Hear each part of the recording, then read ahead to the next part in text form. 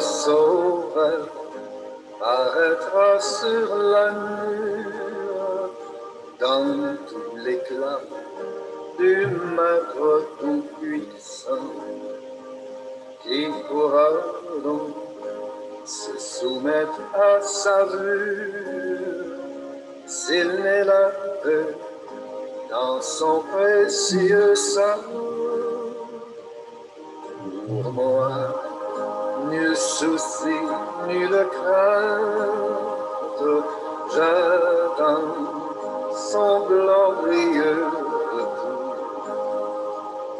Je crois en sa parole sainte et je connais son grand amour.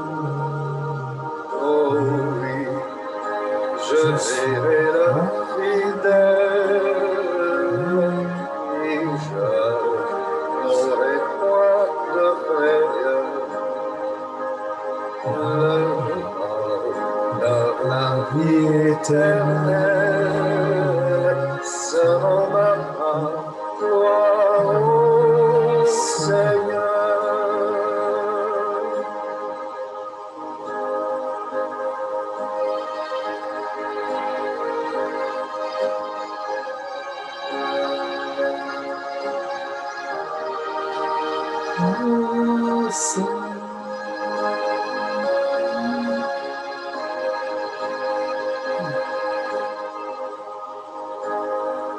Te souviens-tu des paroles du maître? L'un sera pris, oui, mais l'autre laissé. Crois-tu vraiment qu'il va bientôt paraître pour enlever ceux qu'il a tant aimés? Pour moi, nul souci, nulle crainte, j'attends son glorieux retour.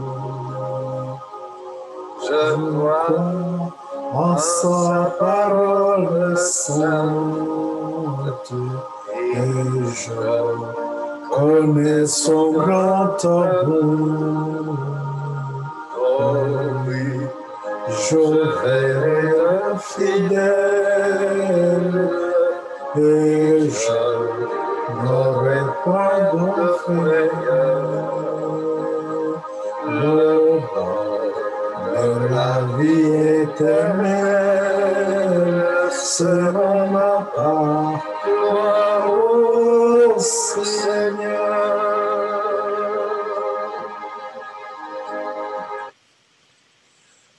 Bien-aimés frères et sœurs en Christ, encore une fois, je reviens donc à un rendez-vous. Je avance un peu le temps, j'ai avancé un peu le rendez-vous.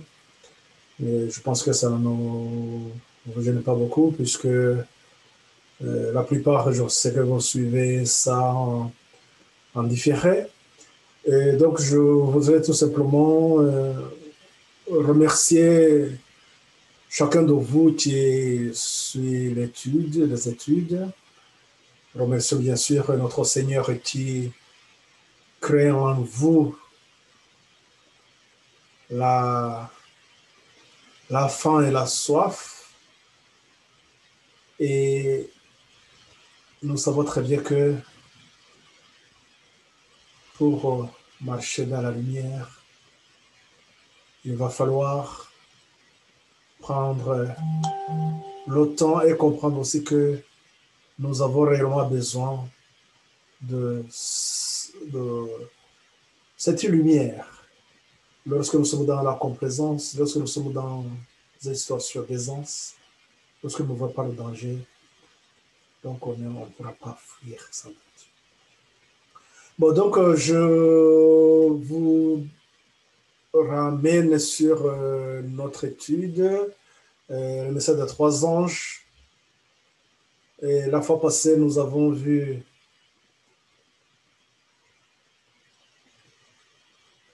les signes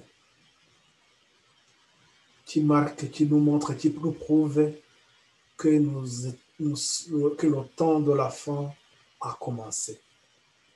Et que ce temps de la fin commence aussi avec un message. Ce message qui va terminer la fin des temps, qui termine l'histoire de ce monde de manière générale, qui termine l'histoire aussi de l'Église en particulier.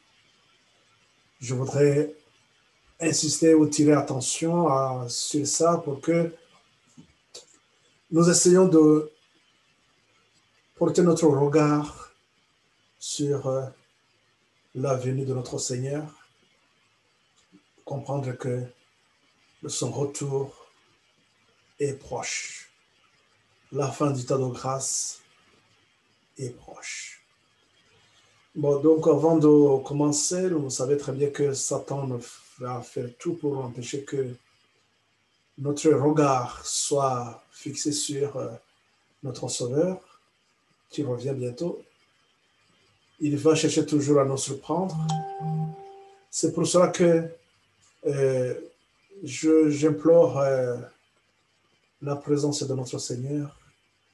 Je demande et je prie pour vous et pour moi, je prie pour moi aussi, pour que nous ne soyons pas surpris, mais que nous restions toujours à l'écoute. Nous avons les signes des temps, les porteurs indicateurs. Prenons le temps de suivre, de faire des marches nobles, de marcher dans la lumière, un engagement de chacun. Bon, prions le Seigneur pour qu'il nous accompagne et prépare notre cœur.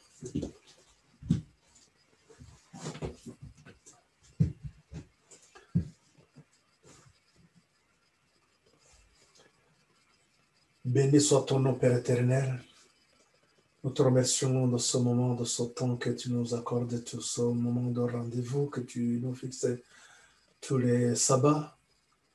Seigneur, merci de ta parole que tu nous donnes, la lumière dans laquelle tu nous conduis, Seigneur. Je voudrais, en ce moment, Seigneur, t'inviter pour que tu nourrisses tes enfants. Seigneur, nous savons qu'il y a ceux qui sont dans les communes les plus reculées de ce monde. Il y a ceux qui suivent maintenant cette étude et ceux qui vont suivre ça plus tard. Que tout cela, Seigneur, soit béni par toi. Que seule ta parole pénètre leur cœur et fait l'œuvre qu'il faut. Je me remets dans tes mains, Seigneur. Que mes pensées, mes paroles ne prennent pas le dessus.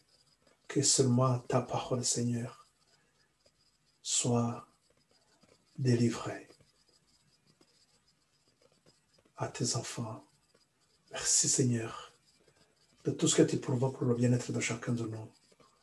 Merci de la disposition que tu prennes pour que ce moment soit solennel, béni en ton nom, Seigneur. Merci au-delà de nos entendements.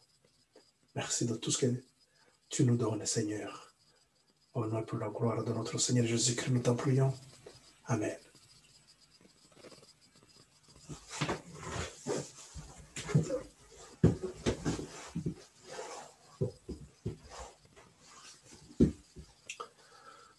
Encore une fois, je vous salue, vous tous et vous toutes qui suivez l'étude maintenant et ceux qui sont sur Facebook et d'autres qui vont suivre ça plus tard aussi. Que le Seigneur vous accompagne, que sa grâce soit avec vous. Donc, sans tarder, je vous disais tout à l'heure que cette étude est donc le mystère des trois anges. La fois passée, nous, on avait vu les signes qui nous montraient, qui prouvaient que 1798, c'était la fin des temps et que c'était aussi le moment de recevoir une lumière, la lumière qui devrait nous conduire dans et dans la sainteté, donc préparer un peuple digne de proclamer le message des derniers temps, donner l'avertissement.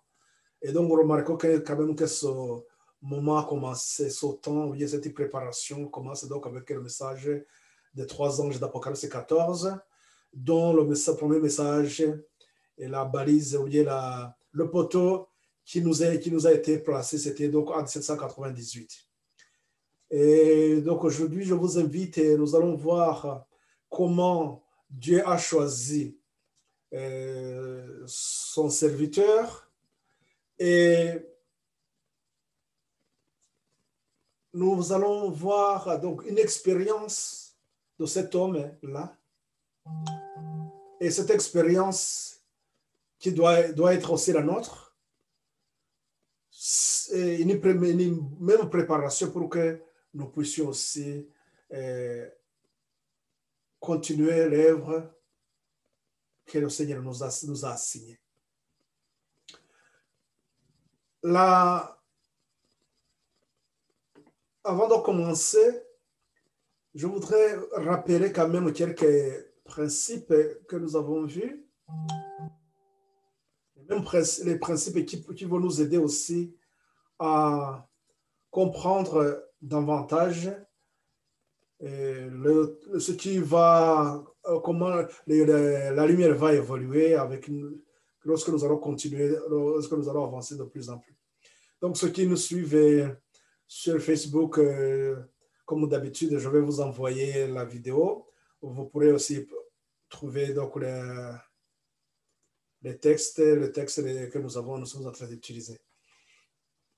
Donc, pour vous rappeler brièvement quelques lignes, nous avons compris que le message est donc des 3 anges. Donc, ce message il est annoncé par des hommes, mais des hommes qui collaborent bien sûr avec le ciel. C'est-à-dire que Dieu envoie ses anges pour accompagner l'œuvre.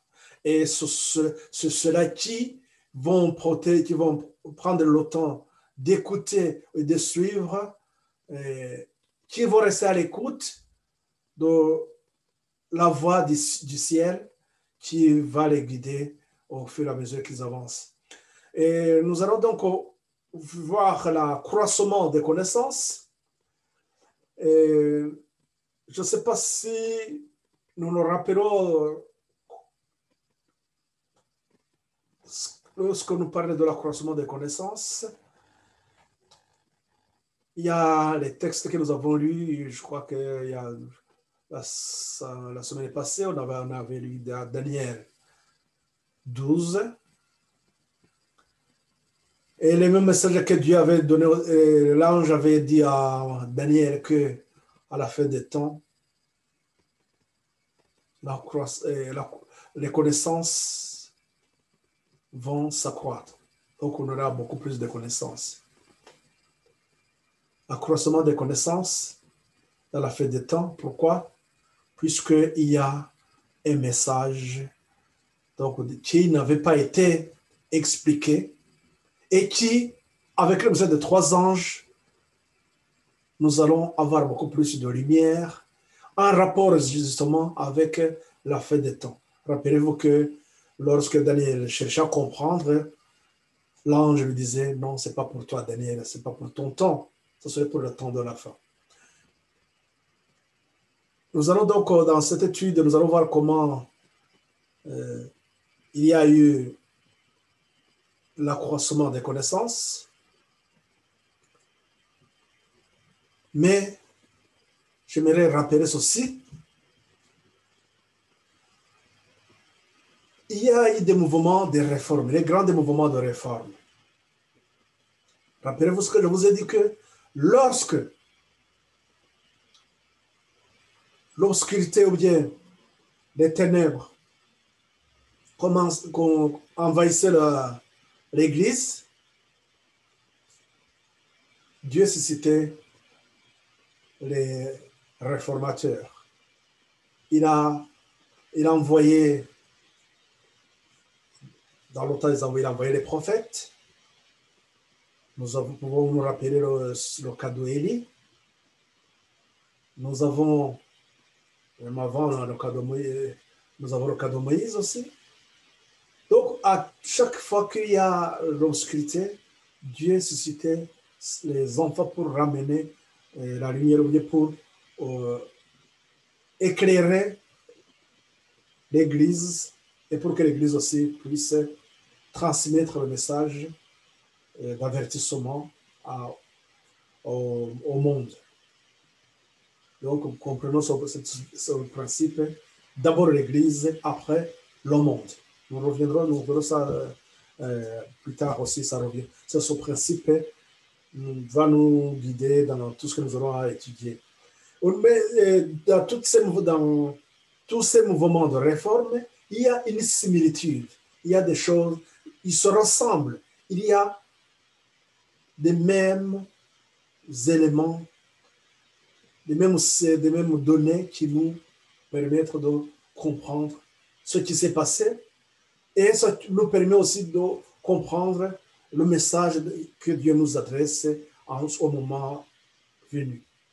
Donc, à notre époque, il y a un message que Dieu nous donne et ce message, nous devons le comprendre en rapport avec ce qui s'est passé aussi dans tous d'autres mouvements de réforme. C'est pour ça qu'on nous dit aussi qu'une grande analogie caractérise les réformes qui, de siècle en siècle, jalonnent les progrès de l'œuvre de Dieu. Étant donné que les voies divines sont immuables et que les mouvements importants du temps présent trouvent leur parallèle dans l'histoire, les péripéties de la vie de l'Église au siècle passé nous offrent de précieux enseignements. Les mouvements des réformes ou bien la façon dont l'Église traversait l'histoire nous sert aussi d'enseignement. Nous qui vivons aujourd'hui, nous devons nous servir aussi de ce qui s'est passé du passé pour comprendre le présent et pour aussi nous projeter pour l'avenir.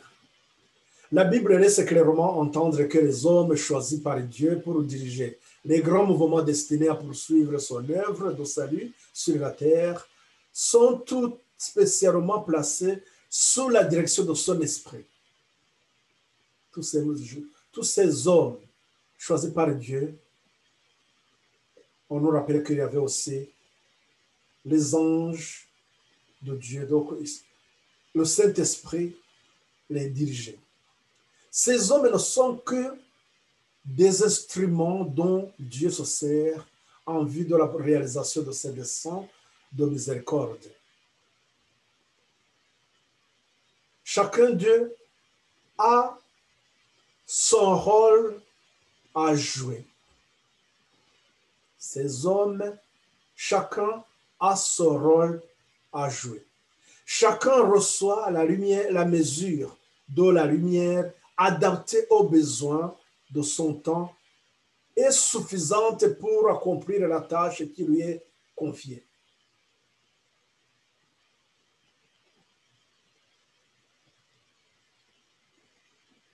Je répète parce que c'est très important. Tous ces hommes, depuis la Genèse jusqu'à la fin, chacun d'eux a un rôle à jouer et chacun reçoit la mesure de lumière adaptée aux besoins de son temps et suffisant pour accomplir aussi la tâche qui lui est confiée. Vous comprenez par là que chacun, Dieu lui donne une mission et sa mission a une portée, donc sa mission doit s'arrêter quelque part. Mais Dieu l'utilise et lui donne aussi la lumière nécessaire pour qu'il accomplisse sa mission. Mais, comprenons aussi ceci, c'est très important, mais aucun de ces hommes, si honorés du ciel, qu'il ait été, n'est parvenu à une parfaite intelligence du grand plan de la rédemption, ni même à une juste appréciation du dessein de Dieu pour son époque.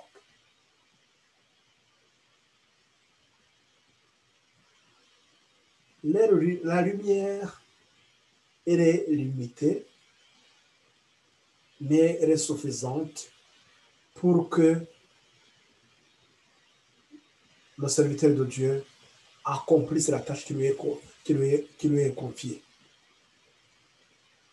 On nous montre que même s'ils sont honorés par Dieu, personne n'est parvenu à une parfaite intelligence de comprendre réellement ce qui se passe même à la fin du temps. L'homme ne peut comprendre parfaitement ce que Dieu se propose d'accomplir par le mandat qu'il lui a confié, ni voir toute la portée du message dont il est le héros. C'est-à-dire même il porte un message, mais tout n'est pas clair dans ce que il annonce. Il a une lumière, oui, mais il n'a pas compris vraiment la portée de ce message. Nous verrons, j'aimerais que vous reteniez ces paroles-là. On va peut-être, je vais encore rappeler ça une fois, parce que ces paroles vont nous aider de comprendre ce qui s'est passé réellement dans cette histoire que nous commençons, cette histoire de Michel de trois anges. Il y avait donc une mission de préparer un peuple digne de subsister au jour de l'Éternel. Donc, c'est-à-dire qu'une grande réforme devait se produire pour préparer un peuple digne de subsister au jour de Dieu. Pourquoi? Dans les signes que nous avons vus dernièrement, les signes qui nous montraient la fin des temps, nous avons vu les signes sur le soleil, les signes dans le soleil, dans la lune, dans les étoiles, même la terre a tremblé. Mais il y avait un autre signe qui est en rapport avec la vie ou bien la condition de l'Église. La condition de l'Église, pourquoi? Rappelez-vous que lorsque Dieu s'adresse à son peuple à travers les révélations de l'Apocalypse, au chapitre 1, au verset 1 à 3, on nous dit que c'est le message que Dieu donne à Jésus pour que Jésus explique à ses serviteurs ce qui va arriver. Donc, dans ce message, on nous parle de messages à sept églises. Les sept églises, ce message de sept églises nous montre les différentes étapes ou bien les périodes par lesquelles l'Église va passer, les conditions dans lesquelles l'Église se trouvera dans son histoire. Donc, ça veut dire que le message que nous avons donc dans ce qui nous est donné, voilà que c'était dans les années vers 100 ans, Dieu nous révèle ce qui va se passer en 1798, dans cette période-là, à la fin des temps. Il parle à l'église de Sardes. Donc, l'histoire de l'église, là, on est à la 5e église, l'église de Sardes. Cette église de Sardes, j'aimerais rappeler les paroles ce que Dieu dit à cette église, à propos de cette église, les conditions dans lesquelles comment le peuple de Dieu se comporteront. Et ça nous ramène aussi à des signes que nous avons vus. Donc, c'est au chapitre 3, la lettre à l'église de Sardes. Donc, c'est de 1 à 6. Il dit ceci: écrit en l'ange de l'église de Sardes. Voici ce qui ce que dit celui qui a les 7 esprits de Dieu et les 7 étoiles, je connais tes œuvres.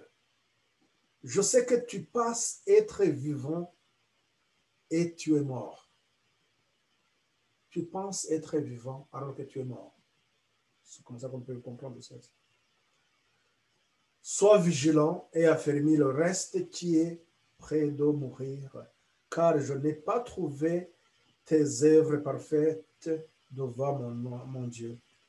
Rappelle-toi donc comment tu as reçu et entendu la parole. Garde-la et répands-toi. Si tu ne veilles pas, je viendrai comme un voleur et tu ne sauras pas à quelle heure je viendrai te surprendre. Cependant, tu as à Sardes quelques hommes qui n'ont pas souillé leurs vêtements. Ils marcheront avec moi en vêtements blancs parce qu'ils en sont dignes. Celui qui vaincra sera ainsi revêtu de vêtements blancs. Je n'effacerai point son nom du livre de vie et je confesserai son nom devant mon Père et devant ses anges. Que celui qui a les oreilles entende ce que l'Esprit dit aux églises. Ces paroles, je ne vais pas faire cette étude sur les Sardes, mais seulement peut-être on peut, en lisant, on peut quand même relever quelques points qui nous montrent tout simplement que dans quelles conditions se trouvait l'Église. Donc, le premier qu'on peut souligner aussi, c'est son premier verset, là où on dit à la Sarde que il pense être vivant alors qu'il est mort.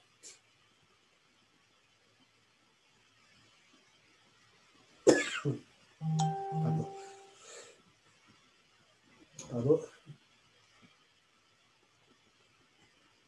Donc, ça c'est un peu qu'on peut souligner. Mais au verset 3 aussi, il lui demande de se repentir. La repentance. Et au verset 5, et plutôt au verset 4, il y a quand même certains parmi eux qui n'ont pas souillé leurs vêtements. Ils marcheront avec moi en vêtements blancs parce qu'ils en seront dignes. C'est-à-dire que ceux-là qui vont faire quoi? Qui vont continuer donc dans l'histoire de l'Église. C'est-à-dire qu'il y a d'autres qui vont refuser à un appel de miséricorde, donc à cette étude. Qu'est-ce que nous comprenons par là? Donc, Dieu voulait préparer un peuple digne de subsister au jour donc de son retour.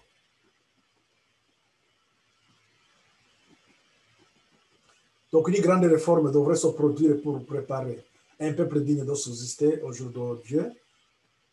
Comme nous venons de le voir, donc, l'église de Sardes, Dieu leur reproche qu'ils n'ont pas de vie. Voyez que plusieurs de ceux qui prétendent être ses enfants n'édifiaient pas en vue de l'éternité. Dieu, dans sa miséricorde, allait leur adresser un message d'avertissement pour les arracher à leur torpeur et les amener à se préparer pour la venue du Seigneur. Dans la tragédie des siècles, à la page 336.1. Cet avertissement se lit donc dans le 14e chapitre de l'Apocalypse, où est relatée la proclamation par 3 anges descendus du ciel d'un triple message immédiatement suivi de la venue du Fils de l'homme pour moissonner la terre. Donc, on comprend par là que ce message de 3 anges, c'est un message qui précède la moisson. Donc, c'est un message qui est à la fin. Le premier de ces avertissements annonce au monde l'approche du jugement. Le prophète contemple un ange qui vole par le milieu du ciel, ayant un évangile éternel pour annoncer aux habitants de la terre, à toute nation, à toute tribu, à toute langue et à tout peuple. Il dit d'une voix forte, craignez Dieu et rendez-lui gloire, car l'heure de son jugement est venue. Et adorez celui qui a fait le ciel et la terre et la mer et les sources d'eau. Dans son message donc du premier ange, son message du premier ange, craignez Dieu, rendez-lui gloire, car son jugement est venu. En écoutant son message, son mot jugement, celui qui a suivi et qui était toujours à l'écoute, qui a compris le plan du salut, qui a compris qu'il y a 3 grandes étapes à franchir pour arriver à la fin des temps. La repentance et développer la foi en un libérateur qui arrive, la première étude, la première leçon que Dieu a donnée à Adam et Ève, et l'œuvre du Christ que nous avons à travers donc, le sanctuaire, dont la première mission, donc c'est le salut en Jésus, ou bien la justification, ou bien la justice du Christ, la sanctification, et après nous avons le jugement. Repentance, justice et le jugement. Lorsque ces mots donc, de l'Apocalypse 14, au verset 6 et 7, on évoque donc, voilà, le jugement est venu. Donc, ça revient dans nous dire tout simplement que nous sommes à la fin. Donc, après le jugement, Christ revient. Donc, c'est en quelques mots, nous comprenons que son message donc était à la fin du temps. Ça, on avait vu ça, mais je voudrais encore rester sur ça. Et comme nous avons vu que dans chaque ligne de réforme, nous avons donc une analogie. Cette réforme aussi qui est évoquée avec le message d'Apocalypse 14, rappelons-nous que son message, cette réforme devrait aussi répondre à quelques étapes, comme il y a une similitude, les mêmes signes, donc on aurait comprendre ce qui se passe. Nous avons compris, on a bien compris qu'à la fin des temps de la fin, on a compris que c'est en 1798. Qu'est-ce qui se passe? Donc, c'est-à-dire qu'à partir de 1798, nous allons avoir, donc, nous allons suivre les étapes, donc l'accroissement des connaissances. Après l'accroissement des connaissances, nous allons voir la formalisation du message, c'est-à-dire que le message, il est compris. Et le messager, bien le serviteur de Dieu, s'est approprié le message, et il y a aussi le signe du ciel pour montrer, pour prouver, pour montrer que son message, c'est un message qui vient du ciel. Donc, ce qu'on appelle aussi la purification. Dieu va envoyer un signe pour que tout le monde puisse comprendre que son message vraiment vient du ciel. Et lorsque ce message, donc, le serviteur de Dieu, et ce qu'il va faire, il va poser les fondements, les bases, donc les doctrines qui vont permettre à communiquer ou bien annoncer, à proclamer cette lumière au monde. Mais Satan, on nous dit que Satan ne va pas laisser. Qu'est-ce qu'il va faire? Satan va s'acharner, donc ce qu'on appelle l'activité de l'ennemi. Il va s'acharner, il va faire tout en sorte que l'œuvre du deuxième ange ne démarre pas avec un grand nombre de personnes. Donc, c'est-à-dire qu'il va y avoir beaucoup de monde qui vont refuser le message et qui vont se perdre à ce moment-là. Et il y a peu, comme nous venons de le dire tout à l'heure, donc, dans ce qui concerne cette église de Sardes, on nous dit qu'il y a peu qui n'ont pas souillé leurs habits, et ce sera qui vont marcher avec Christ. C'est-à-dire qu'avec le deuxième ange, si vous vous rappelez bien, donc si nous revenons à nos 3 étapes, la première étape, donc c'est la repentance et développer la foi en Christ, c'est-à-dire le message du premier ange. Avec le message du deuxième ange, c'est la justice de Christ ou bien la voie de la sanctification. Et cette voie de la sanctification, Satan va faire tout pour empêcher que les enfants de Dieu passent à cette deuxième étape, ou bien son Église tisse l'alliance avec Christ, qui va les aider à marcher donc, dans la lumière. Et nous avons compris que donc, lorsque le message donc, du deuxième ange a été accepté, et nous sommes donc dans ce temps de croissance, ce changement, et pendant ce changement, qu'est-ce qui se passe? C'est qu'à un moment donné, on attend la maturité, c'est-à-dire qu'il y a eu un changement profond.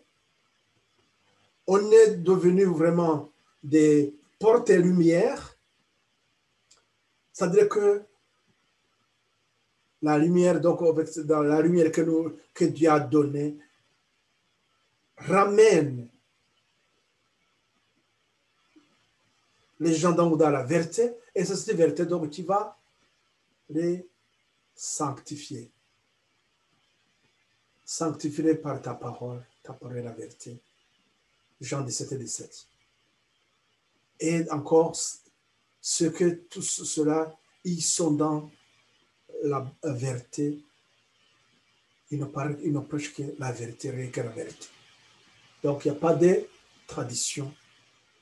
Ça revient à dire tout simplement que cette étape, le premier, deuxième étape, cette expérience va faire des hommes un peuple digne de se tenir debout, un peuple digne d'annoncer aussi, d'annoncer la lumière à ceux qui sont dans les ténèbres. Et qui va, c'est pourquoi Satan s'acharne à cette deuxième étape. Il s'acharne de même qu'il avait maintenu des gens dans les ténèbres. Donc, c'est pour ça qu'avec l'arrivée du deuxième ange, lorsqu'on va arriver à le deuxième ange, donc Satan va s'acharner. Ce que nous allons voir, c'est que les lignes de réforme, une ligne de réforme, donc c'est un rapport avec le premier et le deuxième ange. La particularité que nous avons donc avec le message de trois anges, la réforme que nous avons dans le message de trois anges, donc de 1798, c'est qu'au troisième ange, nous devons annoncer aussi le jugement. Donc, ça veut dire que le message du jugement, il est lié à ces messages du premier et du deuxième ange d'Apocalypse 14, 6 à 12. Donc, c'est trois messages forts un. Donc, ça complète. C'est-à-dire que le message du premier ange commence. À un moment donné, lorsqu'il a fait déjà son œuvre, même s'il continue jusqu'à la fin du temps, le deuxième ange vient aussi pour prendre ceux qui ont accepté le message du premier ange. Donc, ceux-là, ils vont continuer. Arrivé donc à l'arrivée du troisième ange, on est déjà un peuple digne. Donc, on fait quoi? De se tenir debout et pouvoir aussi annoncer le message du jugement, préparer le peuple à rencontrer Christ à son retour et dire au monde que la fin du temps de grâce est proche. Donc, il rappelle les gens doivent sortir des ténèbres. Il rappelle que le message, l'évangile, le royaume de grâce que nous avons eu depuis le jardin d'Éden, Christ termine son œuvre.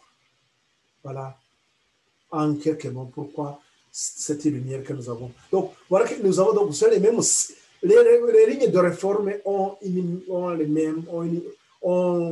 une similitude, donc ce sont les mêmes choses. Donc, cela nous permet de comprendre ce qui s'est passé dans le temps. Mais ça, nous allons insister sur ça. Pourquoi?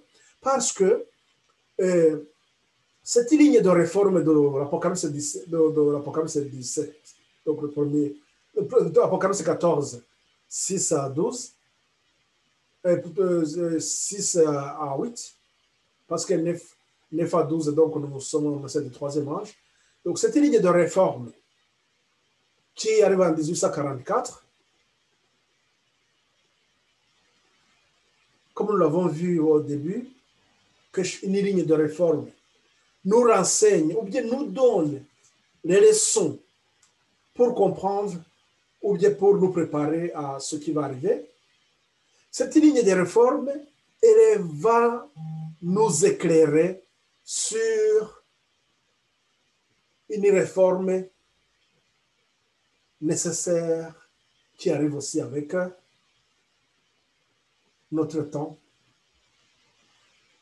Rappelez-nous que nous sommes depuis 1844. Nous sommes dans l'église de Laodicée, dont les reproches sont beaucoup plus graves que ce que nous avons vu pour Sardes, d'où encore une nécessité d'avoir une réforme. Et ce sera que j'insiste beaucoup sur ça parce que nous aurons à comprendre l'Apocalypse 18. L'Apocalypse 18, pour comprendre l'Apocalypse 18, nous avons à nous référer aussi à cette expérience des millérites. Donc, ça veut dire que dans le message de 3 anges, d'Apocalypse de 14, 6 à 12, nous avons donc une histoire des millérites et une histoire de 144 000. Les 144 000 que nous lisons dans Apocalypse aussi 14 au début, on nous dit que c'est cela qui suit l'agneau partout là où il va, qui marche donc dans la lumière.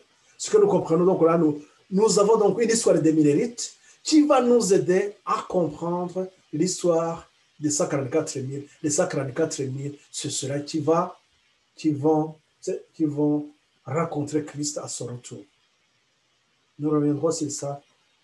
Je voudrais seulement d'abord vous donner cette idée. Donc, c'est-à-dire que nous comprenons que l'histoire des millérites, telle qu'elle nous est donnée, il y a d'abord le message qui est donné à Daniel 8, 14. Le message donc d'Apocalypse 14, le message des premiers anges. Nous avons aussi l'Apocalypse 10. Ces 3 messages vont de pair. Et ces messages aussi nous expliquent ce qui va se passer. Donc, si nous avons une histoire des millérites, comme je viens de vous le dire, cette histoire des millérites nous montre une expérience. Et cette expérience, nous avons même des dates bien marquées. Et dans cette expérience, nous allons comprendre aussi ce que sera aussi notre expérience du moment. Ce que nous devons faire, ce qui manque. Nous allons donc nous tirer les leçons de quelques faiblesses qui ont eu lieu à cette époque-là. Et nous allons comprendre aussi, tirer aussi des leçons sur des moments bénis dans lesquels le ciel, Dieu était avec eux. Nous allons comprendre. Donc, ces moments aussi vont nous aider à nous affirmer, nous fortifier dans la foi.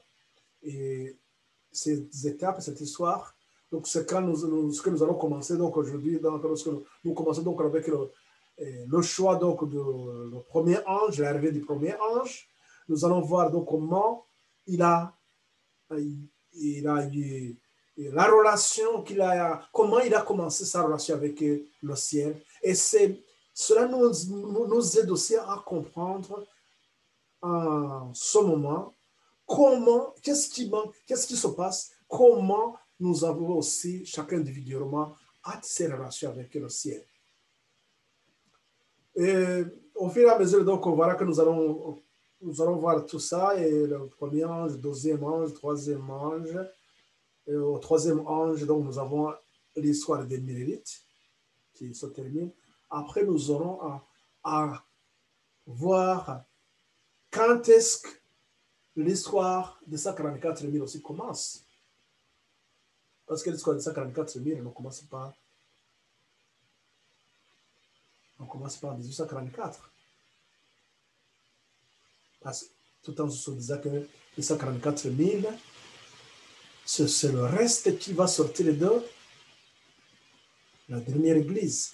Ceux qui vont accepter le conseil des témoins fidèles, ceux qui vont accepter les reproches, ceux qui vont accepter les conseils que Dieu adresse à Laodicée, à son église. Donc, ceux-là qui vont sortir de là, ils ont un début de leur histoire.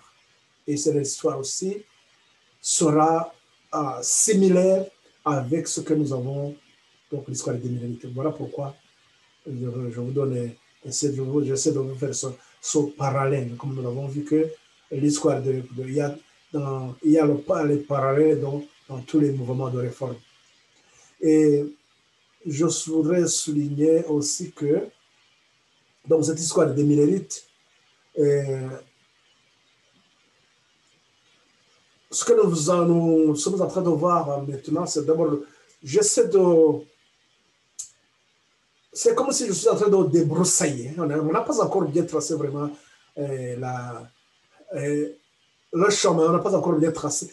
On le verra donc lorsque nous allons commencer à voir étape par étape. Mais tout à nous allons donc nous appuyer sur ce qui se passe donc lorsque ce que nous avons vu tout à l'heure concernant les lignes de réforme, comment une ligne de réforme se forme. Et voilà, comment une ligne de réforme se forme. Je vous renvoie à cette étude que nous avons vue. Et donc, c'est sur ça que nous allons, à partir de ça, nous allons voir donc comment ça a évolué. Donc, l'évolution, c'est les mêmes étapes. Donc, c'est comme ça que Dieu conduit son peuple, conduit une ligne de réforme. Ce sont les mêmes étapes. Donc, c'est dans ça que nous allons voir aussi comment Dieu a conduit son serviteur Miller. Le mouvement donc adventiste,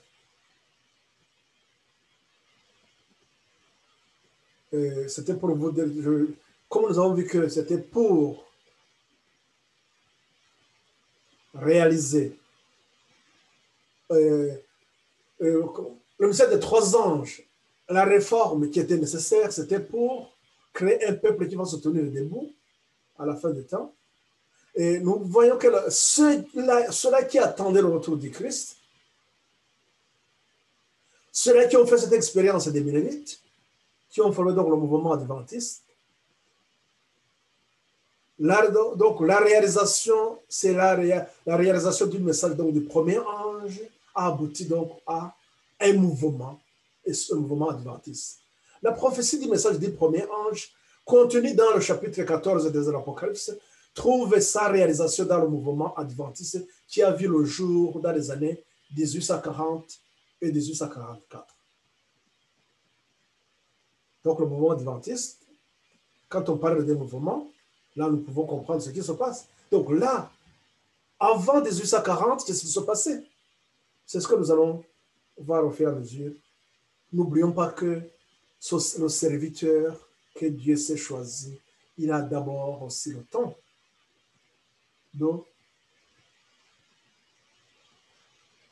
d'acquérir les connaissances, formaliser le message, et il y a aussi dans ces deux étapes, il y a donc cette relation qu'il va avoir avec le Seigneur. Tisser sa relation et être à l'écoute de l'ange. Donc, il y a aussi cette étape de repentance et le temps aussi de développer. Donc, c'était la foi en un sauveur.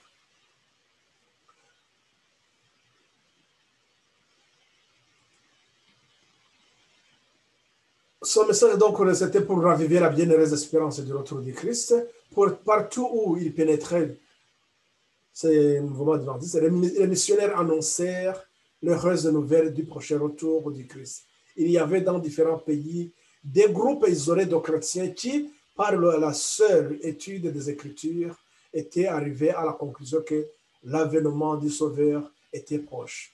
Dans certaines régions de l'Europe où les lois étaient si sévères qu'elles interdisaient l'annonce du retour de Jésus, les jeunes enfants se sentiraient poussés à proclamer son retour et de nombreuses personnes prêteraient l'oreille à ce solennel avertissement. Ça, j'essaie de vous donner l'aboutissement de ce message du premier ange, sur quoi il aboutissait. Voilà sur quoi il aboutissait. Et nous y reviendrons. Donc maintenant, allons directement à voir comment l'arrivée de ce premier ange au temps de la fin, comme nous l'avons vu. Au temps de la fin, donc nous avons vu qu'au temps de la fin, il y avait donc des signes dans la lune et des signes dans le soleil, le tremblement de terre de Lisbonne qui a eu lieu le 1er novembre 1755, l'obscurcissement du soleil et de la lune qui a eu lieu le 19 mai en 1780. Et ça, je passe, je ne vais pas trop tarder. Et nous avons cette date aussi, le 13 novembre 1833. Donc, ce qui était l'accomplissement des prophéties que les étoiles tomberont. C'est-à-dire que ça, c'est un signe que nous allons voir, puisque donc maintenant nous sommes à l'arrivée du premier ange. Donc, ça, c'est un signe que nous allons rencontrer lorsque nous allons avancer au fur et à mesure. Nous allons voir à quel moment il y a eu la tombée, les étoiles sont tombées. Pourquoi même? Nous allons voir ça. Donc, c'était l'accomplissement de Matthieu 24, 29. Nous pouvons lire ça dans Tragédie des siècles, la page 360, au paragraphe 1. Donc, l'arrivée du premier ange, pour lancer donc la proclamation du retour de Jésus-Christ, Dieu choisit un simple cultivateur au cœur droit et loyal qui en était venu à douter de l'autorité des Écritures, mais qui désirait sincèrement connaître la vérité. Né à Southampton, dans l'État de New York, en 1782, William Miller, comme bien d'autres réformateurs, avait passé sa jeunesse à l'école de la pauvreté, où il avait puisé des leçons d'énergie et de renoncement. Donc, nous sommes en train de voir qui était vraiment Miller. Quelqu'un qui a vécu dans la pauvreté, mais avec cette pauvreté, il a tiré quand même les leçons d'énergie et de renoncement.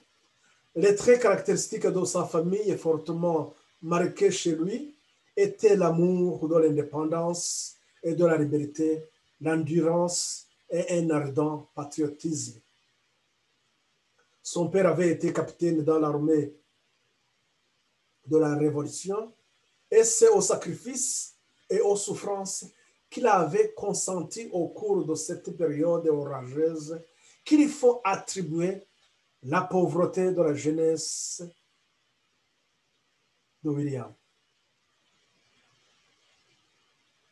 Donc, pendant cette période-là, dans cet état de pauvreté aussi, cela l'a aidé à rester, à avoir le courage, à avoir aussi l'endurance et avoir aussi cet esprit de renoncement. Il fut convaincu de péché par le Saint-Esprit. Nous voyons par là comment l'ange touche le cœur de toute personne qui cherche à marcher avec le ciel. De sa mère profondément pieuse, il reçut dans son jeune âge une empreinte qui devait s'attribuer lorsqu'il entra plus tard en relation avec des déistes, pour la plupart respectables, humains et généreux. Donc, c'était une forme de croyance des déistes qui, dans leur croyance, voyaient, ils avaient donc le principe, et ils pensaient tout simplement que la nature era comme ça, elle suit les règles. Donc, ils ne voyaient pas la force ou bien l'intervention de Dieu pour changer les choses. Donc, ils avaient des principes donc, de logique, comme je pourrais dire, la logique humaine. Et ils étaient donc respectables, humains et généreux. Voyons même aujourd'hui, nous pouvons voir des communautés malgré qu'ils enseignent des fautes,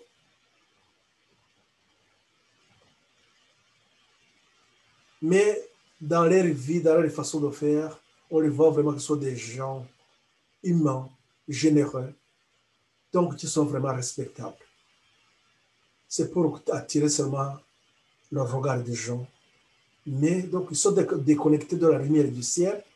Mais Satan, comme ça, il utilise ça comme un piège aussi. Et les gens vont dire, voilà, ces gens vraiment, ils sont bien. Ils ne sont pas comme les autres, voilà. Ceux qui se disent même qu'ils ont de la lumière, mais voilà les gens qui sont respectables, humains et généreux. Et je vais voir ces gens-là. Tout ce que même ils vont me dire, d'abord, j'ai confiance en ce qu'ils disent, voilà. C'est une façon que Satan aussi utilise pour détourner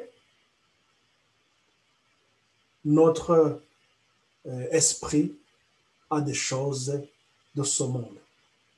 Ceci, donc ces personnes respectables, ces déistes, élevés dans des institutions chrétiennes et redevables à la parole de Dieu, du respect et de la confiance dont ils jouissaient, en étaient cependant venus à combattre la Bible. Donc, dans une de ses croyances, ils combattaient aussi la Bible.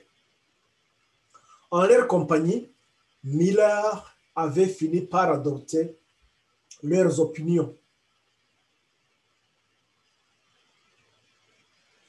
L'interprétation populaire des Saintes Écritures présentait des difficultés qui lui paraissaient insurmontables.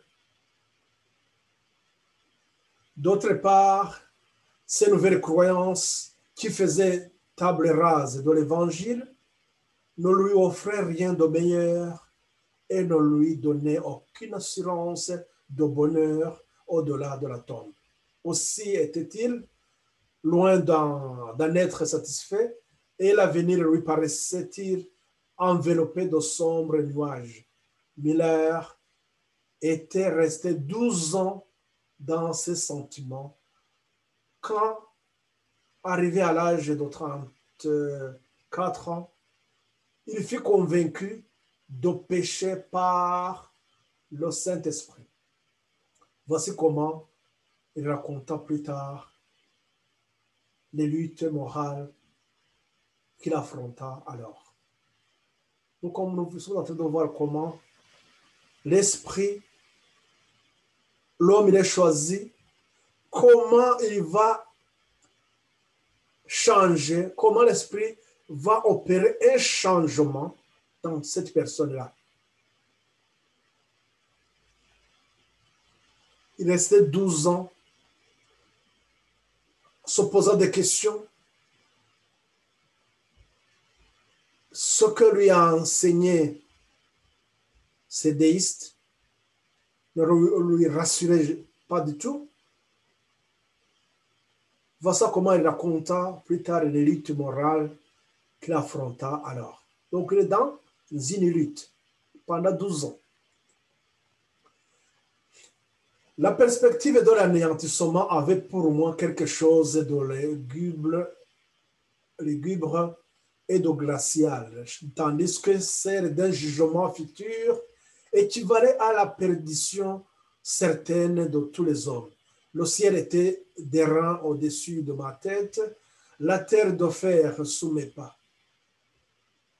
Qu'était-ce que l'éternité? C'est quoi c'est l'éternité? Une des questions. Pourquoi la mort régnait-elle? Plus je raisonnais, plus je voyais s'éloigner les solutions. Plus je réfléchissais, plus mes idées étaient confuses. Je tentais de n'y plus penser, mais je n'en étais pas capable. Aussi étais-je vraiment malheureux, mais sans savoir pourquoi. Je murmurais, mais sans savoir contre qui.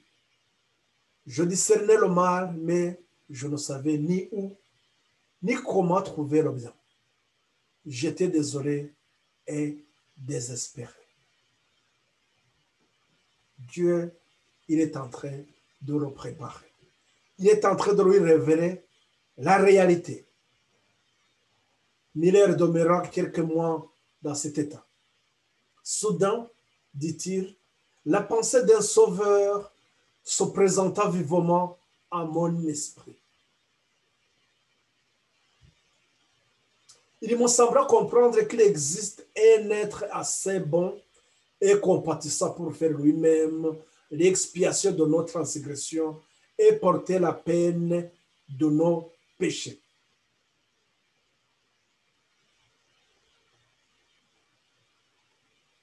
Je sentis aussitôt combien un tel être serait aimable et il me parut que je pourrais sans hésitation me jeter dans ses bras et me confier à sa miséricorde. Constatant d'ailleurs qu'en dehors des Saintes Écritures, je ne trouverai aucune preuve ni de l'existence de son Sauveur, ni de la vie à venir, j'ai commencé l'étude.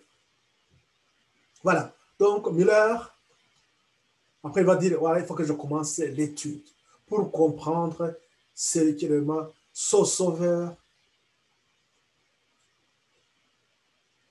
Essayons donc de voir encore ce que je vous ai dit dernièrement, comment, si on avait compris les grandes lignes, les 3 étapes, s'il avait compris l'œuvre du Christ, mais il n'avait pas compris parce que ce qui devrait lui enseigner ça, n'oublions pas que après 1260 de ténèbres, l'évangile avait été mis de côté, avait été remplacé par des traditions, avait été remplacé par des faux enseignements au point de dire que de remplacer Christ par la papauté qui disait qu'elle peut pardonner les péchés. Donc, c'est-à-dire que l'œuvre du Christ avait été mise de côté complètement. C'est-à-dire que si on avait gardé la lumière depuis le jardin d'Éden, la repentance, la justice du Christ, Miller n'allait pas se retrouver dans cette situation. Mais voilà ce qu'il avait oublié. Ce qui lui manquait, c'était de considérer, comprendre l'existence d'un être assez bon et compatissant pour faire lui-même l'expiation de nos transgressions et porter la peine de nos péchés. Donc, c'est-à-dire l'œuvre de Christ, la justice de Christ, ce qui avait été mis de côté.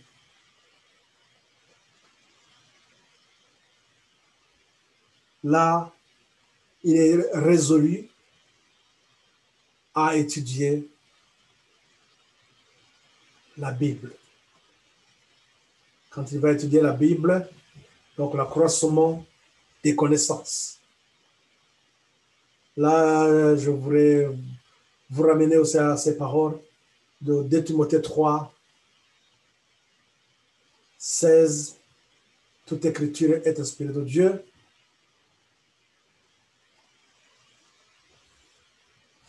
Est-ce qu'on va lire ça pour ne pas paraphraser? Accroissement des connaissances. Comprenons ceci. 2 Timothée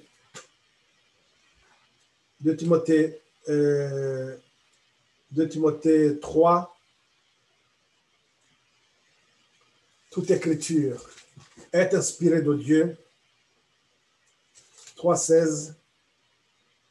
Toute écriture est inspirée de Dieu et utile pour enseigner, pour convaincre, pour corriger, pour instruire dans la justice, afin que l'homme de Dieu soit accompli et propre à toute bonne œuvre. Voilà. Luther avait besoin, Miller avait besoin de faire l'étude de la parole de Dieu. Et c'est là où on parle aussi de l'accroissement des connaissances.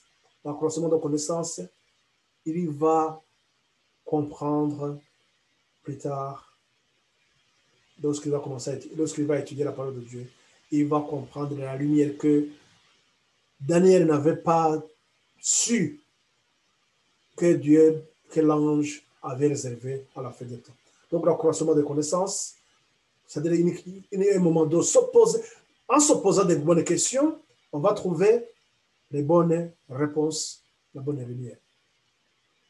Et l'ange donc du ciel prépara le cœur de William Miller et ses collaborateurs donc reçurent pour la mission de prêcher le message en Amérique et la lumière qui en résulta se répandit jusqu'à ces pays lointains. Le Seigneur envoya donc son ange pour toucher le cœur de son cultivateur qui en était arrivé à douter de la Bible et pour l'encourager à étudier les prophéties.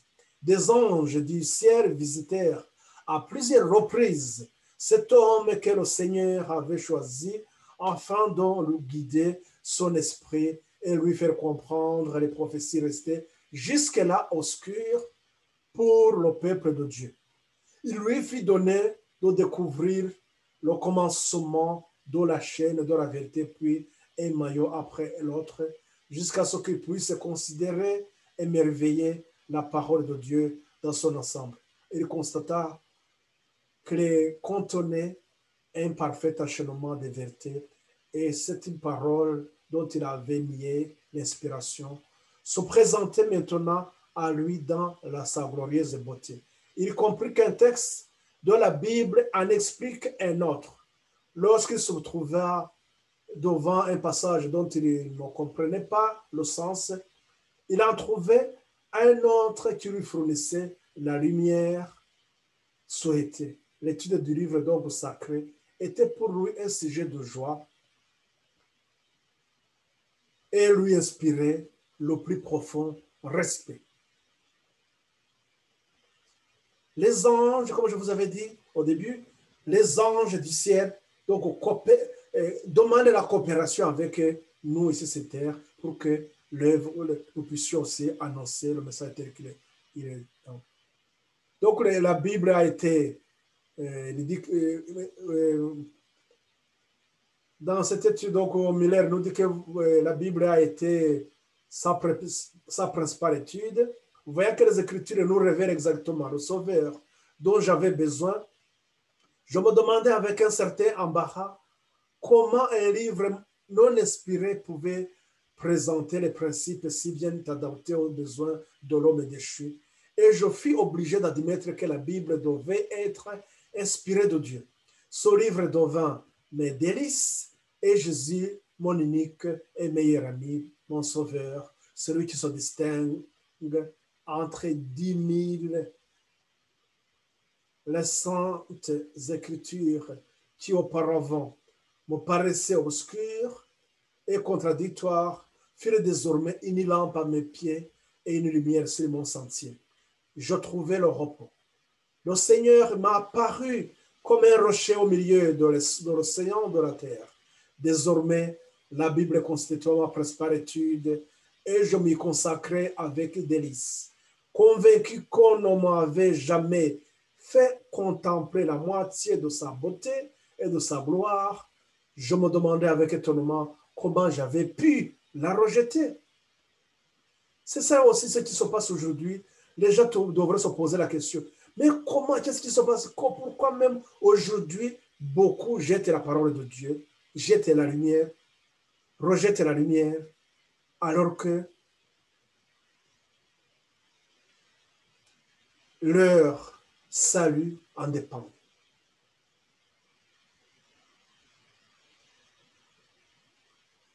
Il dit que je trouvais la satisfaction de toutes les aspirations de mon cœur et un remède à toutes les maladies de mon âme.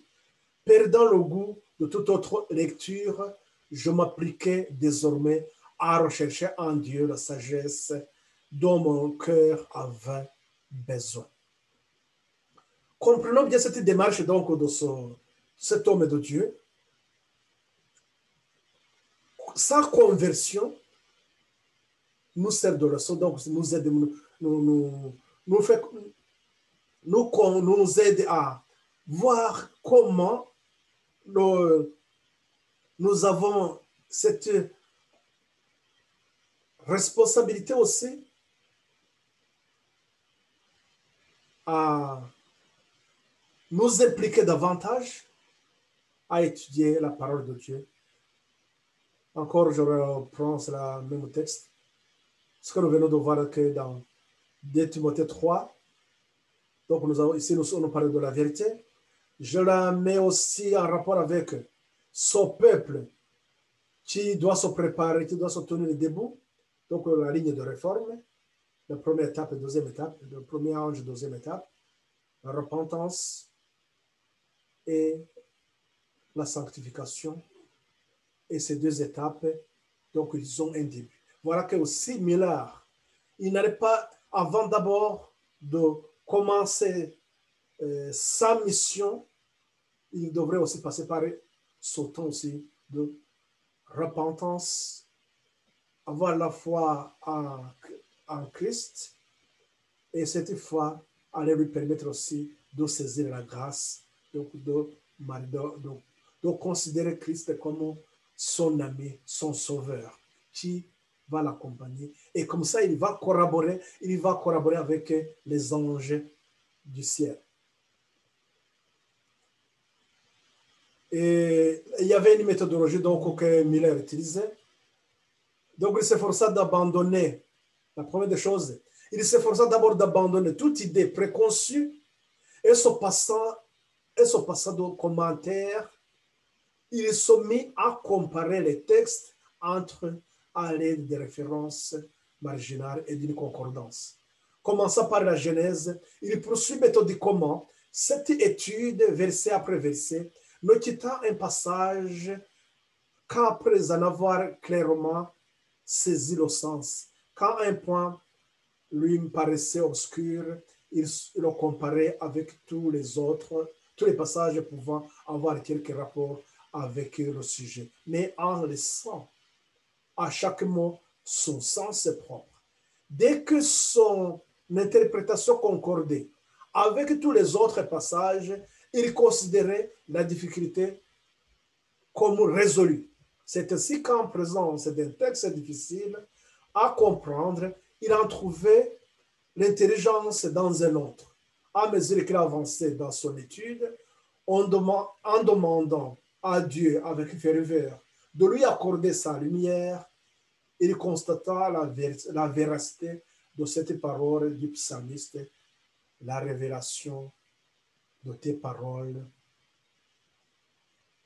éclaire et les donne de l'intelligence au simple. Qu'est-ce que nous comprenons par là? Il y avait une méthodologie, une façon d'étudier la parole de Dieu. On y reviendra parce que il nous est demandé aujourd'hui, si ceux qui sont appelés à prêcher le message des trois anges, des troisième ange, doivent étudier, apprendre, suivre la méthodologie de Miller. Étudier ligne sur ligne, c'est-à-dire comparer les événements. Rappelez-nous ce que nous avons lu au début, que chaque ligne de réforme a une analogie, elle a une similitude avec d'autres. Et nous avons attiré des leçons d'une lumière, ou bien nous avons à connecter, je reprends ce que j'avais utilisé la fois passée, nous avons à connecter une lumière à une autre. C'est-à-dire que la lumière précédente doit nous éclairer sur la suivante. Et lorsque nous avons compris donc ce principe, d'abord la Bible s'explique elle seule. Chaque événement, lorsque nous alignons les événements, ça nous permet d'avoir une visibilité donc, sur ce qui va se passer après. Donc, ça veut dire que la lumière du moment, comme je vous disais tout à l'heure, que la lumière que nous avons, donc le réveil et réforme que nous avons aujourd'hui, qui est exigée aujourd'hui, elle tire donc à la source, elle est apparentée avec l'histoire des Millérites. Donc l'histoire des 144 000, elle est en rapport aussi avec l'histoire des Millérites. Donc, c'est-à-dire qu'en alignant les événements, c'est ce que nous avons donc dans Ésaïe aussi 28. Ce principe est donc aussi dans Ésaïe 28 et 13. Et c'est cette façon dont les enfants de Dieu étudiaient. Je voudrais souligner que pourquoi même aujourd'hui, qu'est-ce qui se passe aujourd'hui, pourquoi nous avons une difficulté de comprendre Apocalypse 18, parce que nous avons une mauvaise méthodologie. Nous n'étudions pas selon ces principes dominaires. C'est-à-dire que nous devons prendre ligne sur ligne, précepte par précepte, règle par règle. C'est-à-dire que là, ça nous permet de comprendre réellement cette étude, donc, ce réveil et réforme qui est suscité par donc, le message d'Apocalypse 18.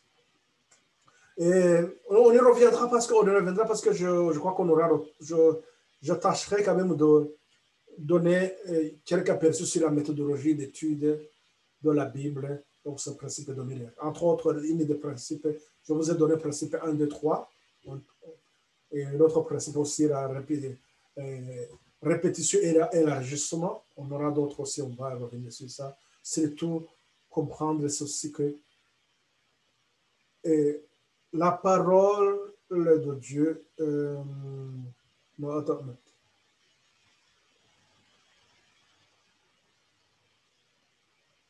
oh, voilà, c'est ce que je voulais souligner dans ce que je disais tout à l'heure, c'est que voilà, c'est que quand un point lui paraissait obscur, il le comparait avec tous les messages pouvant avoir quelque rapport avec le sujet, mais en laissant à chaque mot son sens propre. Ça, c'est le principal règle qui, il faut rassembler d'abord tous les mots qui sont, tous les mots, bien les textes, tous les histoires qui ont un rapport avec ce que nous sommes en train de ce qu'on cherche à comprendre. Lorsqu'on a rassemblé tout ça, on laisse chaque mot garder son sens. Après, c'est question de voir si ces mots, sur quoi réellement, de quoi parle-t-on réellement. Donc, c'est comme ça que cette règle, elle a son importance et son application. Ça nous aide à comprendre la parole de Dieu. Et donc, on va terminer sur cette partie-là. Donc, on nous dit que plusieurs donc le liront et la connaissance augmentera. L'accroissement des connaissances. Donc, on termine sur ça. On nous dit que l'intérêt de Miller s'accrut encore quand il aborda l'étude des livres de Daniel et de l'Apocalypse. En leur appliquant les mêmes principes d'interprétation qu'aux autres livres de l'Écriture, il ne tarda pas à découvrir à sa grande joie que les symboles prophétiques étaient intelligibles. Il vit que les prophéties s'accomplissaient littéralement et que toutes les figures, métaphores, paraboles et similitudes, si elles n'étaient pas expliquées dans le contexte, trouvaient ailleurs leur définition en termes propres. Je puis me convaincre, remarque-t-il, que la Bible est un système de vérité si clairement révélé et si simplement exposé que l'homme craignant Dieu, fut un ignorant, ne peut se tromper. La Bible est un système de vérité si clairement révélé et si simplement exposé que l'homme craignant Dieu, fut-elle, même s'il est ignorant, ne peut se tromper. Alors qu'il suivait l'une après l'autre à travers l'histoire les grandes chaînes prophétiques, les accomplissements se découvrant à ses yeux venaient récompenser ses efforts. Les anges de Dieu dirigeaient son esprit et lui donnaient l'intelligence des Écritures. Là, le livre donc est décelé. Plusieurs le liront. Donc Daniel 12, verset 4. Là, donc, là, les prophéties, vous pouvez encore revoir un peu l'étude que nous vous ai montré, la prophétie de 2300 soir et matin, comment les prophéties s'accomplissaient. Nous pouvons voir aussi la prophétie de 2520. J'ai fait une étude aussi sur ça. Je termine par là pour dire tout simplement que nous avons une responsabilité d'annoncer au monde que la fête d'état de grâce est proche.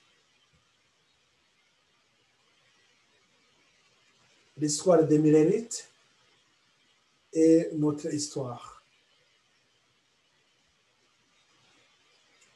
Cette histoire des Millérites va nous aider à comprendre ce qui nous est exigé aujourd'hui, si réellement nous voulons marcher avec le Seigneur.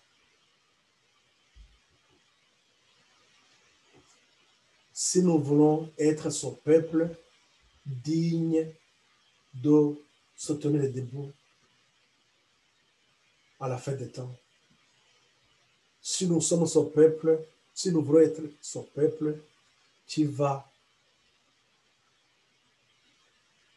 défendre la vérité à la fin des temps.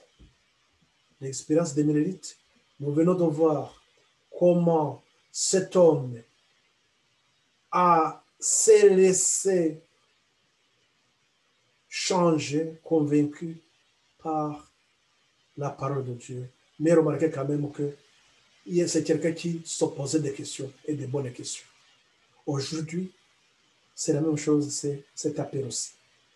Vous êtes dans les coins les plus reculés. Vous avez eu des enseignements qui peut-être ne correspondaient pas avec la vérité. Nous nous sommes laissés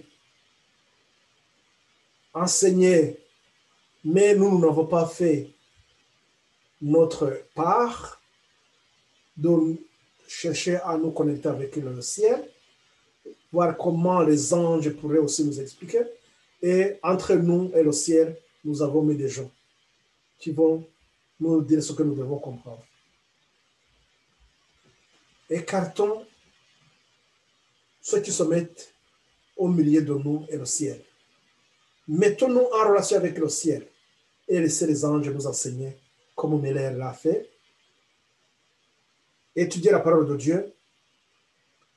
Je reviendrai sur cette façon dont prendre la parole de Dieu, la façon dont nous devons étudier, mais en quelques mots, c'est tout simplement, sachez tout simplement que les événements se répètent, une ligne de réforme, une lumière que Dieu nous a donnée. Il y a des années, il faut chercher à la connecter avec l'autre lumière, connecter avec notre lumière, et nous arrivons à la fin. Donc, dans ce cas, nous marchons dans la lumière. Nous n'avons pas besoin de qui que ce soit pour nous connecter avec le ciel. Et c'est pour ça que je répète toujours la même chose, que les parents ne se verront pas les enfants. Chacun doit avoir une relation personnelle avec le ciel. Que le Seigneur nous aide à comprendre cette vérité. Qu'il crée en nous le vouloir et refaire, afin que nous nous humilions devant le Seigneur, et que nous puissions être en relation directe avec Christ. C'est ma prière pour vous et priez aussi pour moi. Et je termine pour remercier le Seigneur, le ciel, en remerciant Dieu, en remerciant notre Seigneur Jésus pour ce moment que nous venons de passer ensemble.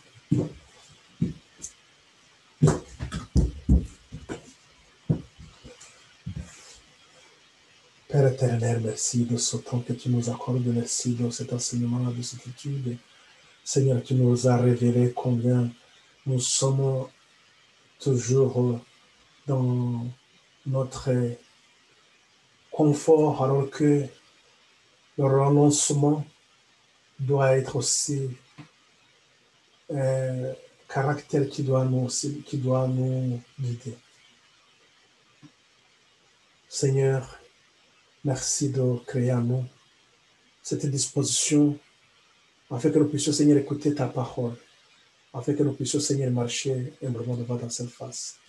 Veuillez, Père, nous conduire dans ta sainteté.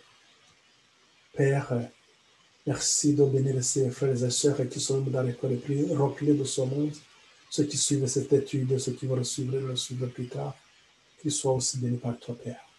Merci de tout ce que tu pourvois pour le bien-être de chacun de nous.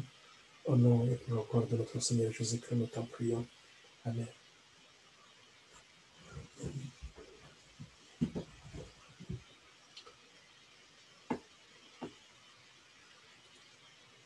Donc, nous terminons donc cette partie et nous allons continuer et voir comment donc cette étude de comment Miller a découvert donc les prophéties. Je crois que c'est quelque chose que nous avons vu avec la chaîne prophétique de notre ce soir le matin.